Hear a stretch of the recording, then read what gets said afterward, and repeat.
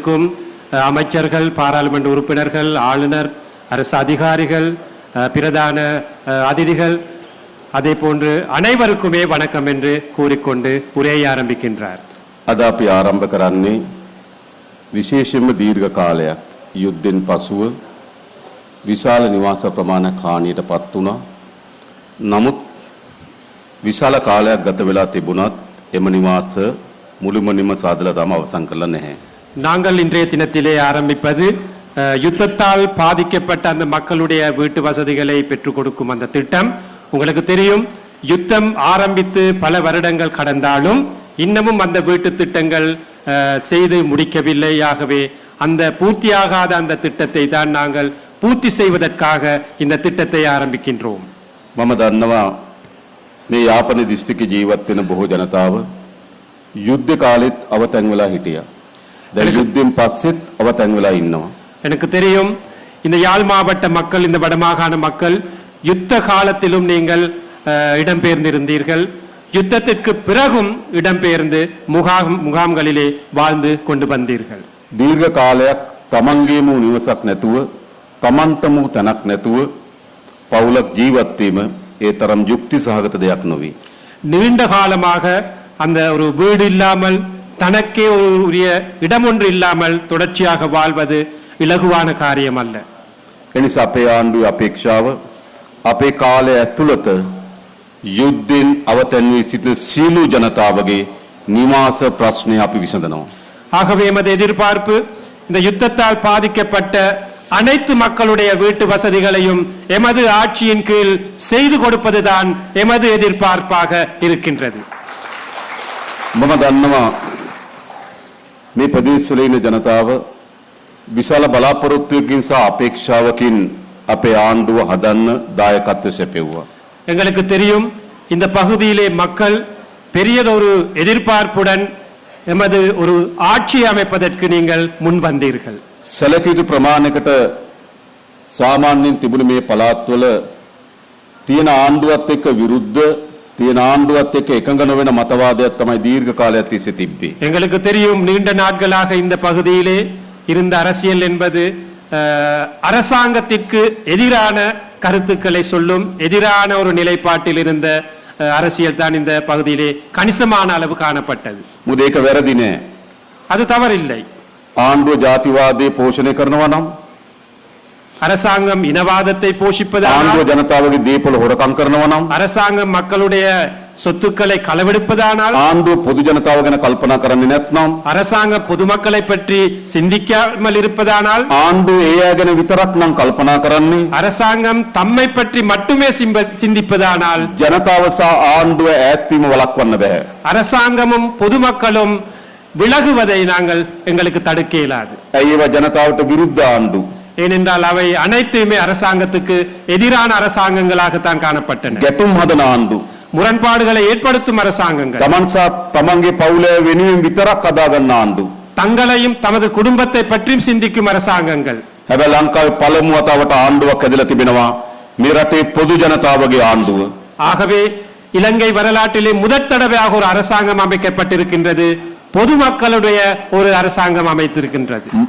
මා දන්නවා මැතිවරණයන්හිදී ජනතාව තුළ, විශේෂයෙන් උතුරේ ජනතාව තුළ අපි පිළිබඳ යම් කුකුසක්, දෙගිඩියාවක්, සැකයක් තියෙන්නේ නැති.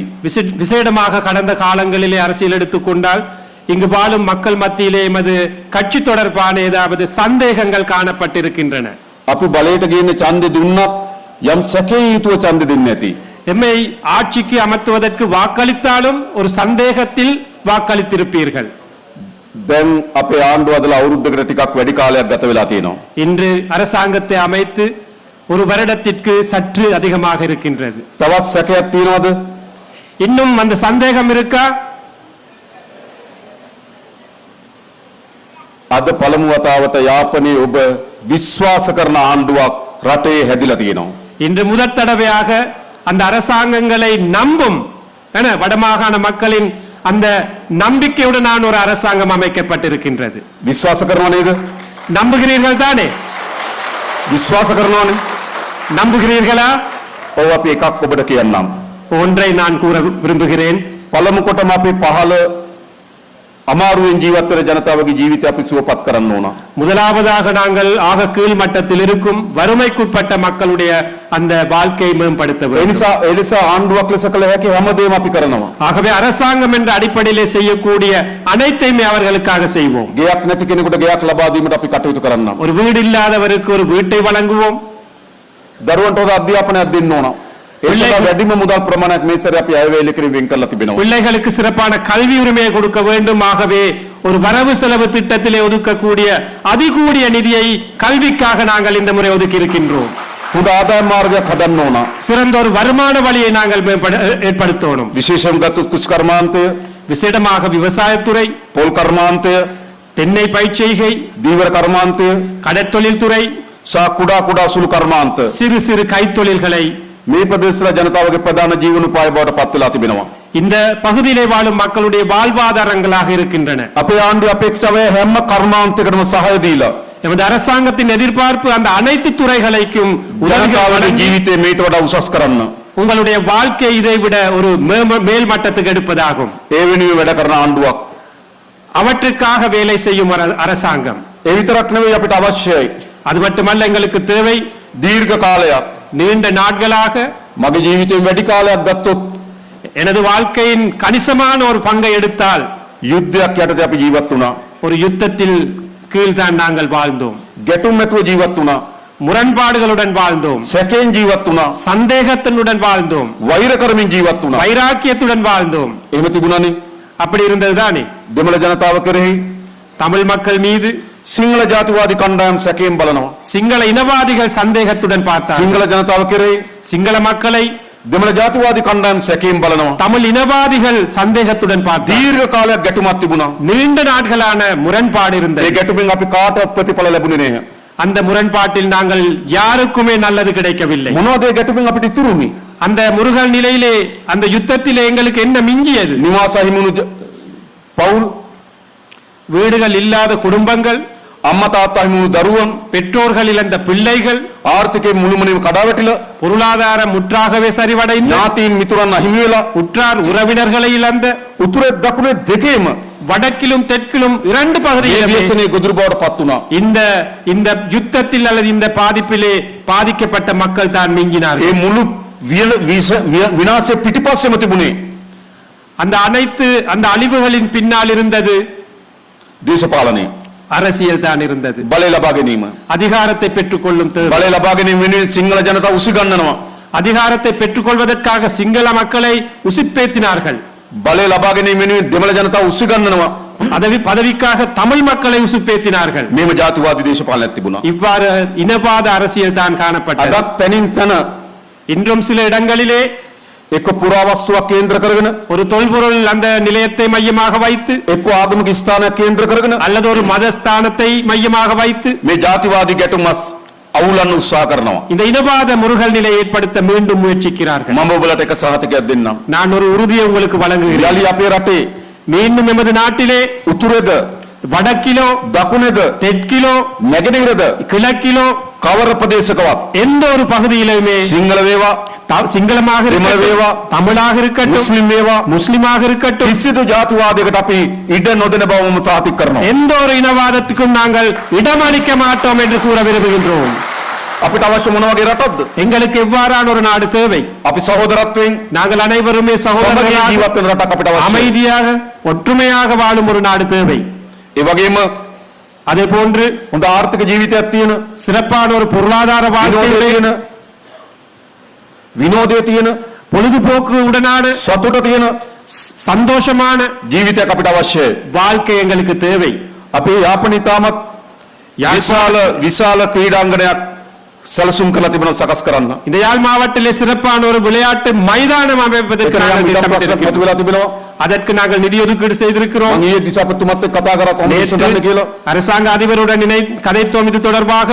ඒ වැඩ කටයුතු මේ අවුරුද්ද ඇතුළත ඉතා වේගෙන් අපි අවසන් කරනවා. அந்த திட்டம் இந்த வருடத்திலே மிக வேகமாக நாங்கள் செய்து கொண்டிருக்கின்றோம். දරුවන්ට සෙල්ලම් කරන්න, பிள்ளைகளுக்கு விளையாடுவதற்காக, දරුවන්ට තමන්ගේ සතුට විනෝදේ එකතු කරගන්න பிள்ளைகளுக்கு பொழுதுபோக்கு சந்தோஷமாக வாழக்கூடிய ஒரு இடம், ඒ අවස්ථා අපි ඇති කරන්න ඕන. அந்த சந்தர்ப்பங்களை நாங்கள் ஏற்படுத்த අපි வேண்டும். ගුවස්ස ක්‍රීඩාංගණයක් හදන්න යාපනයේ දිස්ත්‍රික්කයේ යාපනයේ නගරේ සැලසුම් කරා. நாங்கள் உள்ளக விளையாட்டரங்கு அமைப்பதற்காக யாழ் நகரிலே திட்டமிட்டோம். නමුත් දේශපාලකයන් විසින්ම ஆனால் அரசியல்வாதிகள் ஊடாக අධිකරණයට ගිහින් නඩුවක් දැම්මා. நீதிமன்றத்திலே வழக்கு தொடரப்பட்டிருக்கிறது. දන්නව නේද? தெரியுமா உங்களுக்கு? තමුන්නාන්සලාට ඕන මොකද්ද? உங்களுக்கு தேவை என்ன? ඒ ගෘහස්ත ක්‍රීඩාංගනේ අවශ්‍යද නැද්ද? அந்த உள்ளக விளையாட்டரங்கு உங்களுக்கு தேவையா இல்லையா? යාපනයේ දරුවන්ට අවශ්‍යයි. யாழ்ப்பாண பிள்ளைகளுக்கு தேவையா இல்லையா? හැබැයි දේශපාලක නඩු දානවා. ஆனால் அரசியல்வாதிகள் வழக்கு தொடர்கிறார்கள். ඒකට මොකද්ද? அதாவது ඒගොල්ලෝ ජනතාවට විරුද්ධ දේශපාලනයක්. அவர்கள் மக்களுக்கு எதிரான ஒரு அரசியலை கொண்டு අපිට செல்கிறார்கள். ඉක්මනින් ඒ නඩුව අවසන් කරලා நாங்கள் மிக விரைவாக அந்த வழக்கை நாங்கள் நிவர்த்தி செய்கிறோம். එතනම හෝ அந்த இடத்தில் ඒ ආසන්න තැනක அல்லது அதுக்கு சார்பான ஒரு இடத்தில் கிட்ட මේ இடத்தில் ගෘහස්ත ක්‍රීඩාංගනේ වැඩ කටයුතු මේ අවුරුද්දේ අවසන් කිරීමට අපි සැලසුම් කරලා තිබෙනවා. அந்த உள்ளக விளையாட்டு அரங்கை அமைப்பதற்கு நாங்கள் இந்த வருடத்திலே திட்டமிடுவோம். ඒ වගේම අපි සංචාර කර්මාන්තය அதே போன்று சுற்றுலாத்துறை අද எடுத்துக்கொண்டால் ලංකාවේ ආර්ථික විශාල පින්මක් මේ සංචාර කර්මාන්තයෙන් ගෙනත් දෙනවා. நமது நாட்டிற்கு பெரியதொரு பங்களிப்பு இந்த சுற்றுலாத்துறையினூடாக வழங்கப்படுகின்றது. යාපන දිස්ත්‍රික්කයේ තාමත් මනරම් වෙරළ තීරකින් யாழ் மாவட்டத்திலே சிறப்பான கரையோரங்கள் විශාල ආකර්ෂණීය ප්‍රදේශ වලින් පිරීලා තිබෙනවා. மிகவும் சிறப்பான மக்களை கவரக்கூடிய இடங்கள் හැබැයි තාමත් ශක්තිමත් සංචාර කර්මාන්තයක් නැහැ. இருந்தாலும் ஒரு சக்தி வாய்ந்த ஒரு சுற்றுலாத்துறை ஒன்று எமது பகுதியிலே අපි இல்லை. සැලසුම් කරන පලාලි ගුවන්තොටුපළේ තියෙන අඩුපාඩුකම් මග ඇරවලා තවත් එක ප්‍රතිසංවිධානය කරන්න. நாங்கள் திட்டமிடுகின்றோம் இந்த பகுதியிலே இருக்கின்ற விமான நிலையத்தை குறைபாடுகளை நிவர்த்தி செய்து அதை பூரணப்படுத்துவதற்கு. ඉතා ඉක්මනින්ම කංකසන්තුරේ වරායේ වැඩ කටයුතු අපි ආරම්භ කරනවා. மிக வேகமாக விரைவிலே நாங்கள் காங்கேசன்துறை துறைமுகத்தை நாங்கள் புனரமைப்புகளை செய்வோம். ඉන්දියානු රජය இந்திய அரசாங்கம் ඒ වෙනුවෙන් ඩොලර් මිලියන 60ක ආධාරයක් ලබා දෙන්න එකඟ වී තිබෙනවා. அதற்காக $60 மில்லியன் உதவிகளை செய்திருக்கிறார்கள் இந்தியா. අපිට අවශ්‍ය ඉතා දියුණු සංචාර කර්මාන්තයක් යාපන දිස්ත්‍රික්කයේ ආරම්භ කරන්න. எமது தேவை மிகவும் சிறப்பான ஒரு சுற்றுலாத்துறை ஒன்று இந்த வடமாகாணத்திலே அமைக்க ඒ வேண்டும். සඳහා සැලසුම් අපි සකස් කරලා තිබෙනවා. அதற்காக ஒரு நாங்கள் திட்டமிட்டு இருக்கின்றோம். දරුවන්ට හොඳ රස්සා අවශ්‍යයි.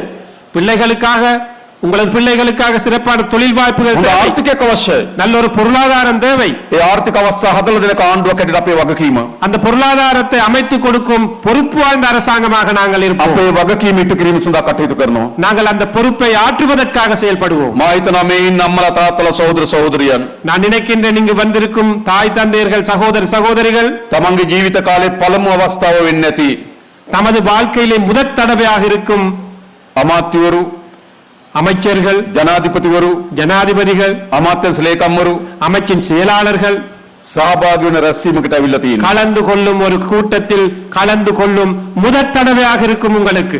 එහෙම නේද? அப்படித்தானே අපිට අවශ්‍යයි எங்களுக்கு தேவை මේ බිඳුණු හදවත් අපි යා කරන්න ඕන. இந்த சிதறிக்கப்பட்ட மனங்களை உள்ளங்களை ஒன்று சேர்க்க வேண்டும். සැක අවිශ්වාස තුරන් කරන්න ඕන. சந்தேகத்தை இல்லாதொழிக்க வேண்டும். අපේ පරම්පරාව යුද්ධ කරගත්තා.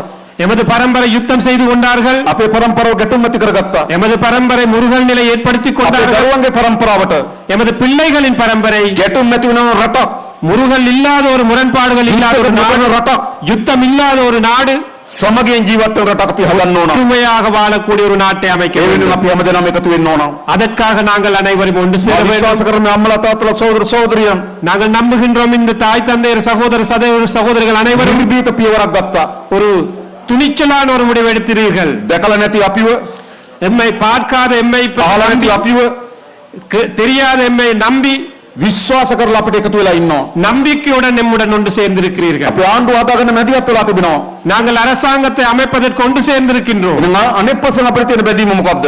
மறுபுறத்தில் எமக்குள்ள உடன்பாடு என்ன? ඔයගොල්ලෝ අපි කරේ විශ්වාසය තබලා තිබෙනවා. நீங்கள் எம்மை பற்றி நம்பி இருக்கிறீர்கள். මොකද අපිට තියෙන බැඳීම? என்ன எங்களுக்கும் உங்களுக்கும் உள்ள தொடர்பு? ඔබ අප කරේ තබන විශ්වාසය நீங்கள் எம் மீது வைத்திருக்கும் இந்த நம்பிக்கை කිසිසේත්ම පළුදු වෙන්නේ නැතුව ஒருபோதும் பழுதடையாமல் சிதறடிக்காமல் තව තවත් විශ්වාසය, இன்னும் நம்பக்கூடிய வகையிலே அன்பு, ලිංගතුකම ஆதரவு, වර්ධනය වෙන ආණ්ඩුවක්, வலுவூட்டும் அரசாங்கமாக වර්ධනය වෙන නායකයින් மேம்படுத்துவதற்கான தலைவர்களாக තමුන්නාන්සලා අපිව අත්හැරලා යන්නේ නැහැ වගේම நீங்கள் எம்மை விட்டு விலக மாட்டீர்கள் என்ற அதே நேரம் අපිත් තමුන්නාන්සලා අත්හැරලා යන්නේ නැහැ. நாங்கள் ஒருபோதும் உங்களையும் கைவிட மாட்டோம் என்று கூற விரும்புகின்றோம். අපි එකතු වෙලා මේ රට හදමු. நாங்கள் அனைவருமே ஒன்று சேர்ந்து இந்த நாட்டை ඒ වෙනුවෙන් සියලු கட்டியெழுப்புவோம். දෙනා அதற்காக உங்கள் அனைவருக்கும் සහෝදරත්වයෙන් ஒற்றுமையாக අරමුණක් සහිතව ஒரு குறிக்கோளுக்காக එකතුව වැඩ කරමු කියලා ඉල්ලා සිටිමින් මා අතර වෙනවා. බොහොම ස්තුතියි. නන්දි. ஒன்று சேர்ந்து செயல்படுவோம் என்று கூறிக்கொண்டு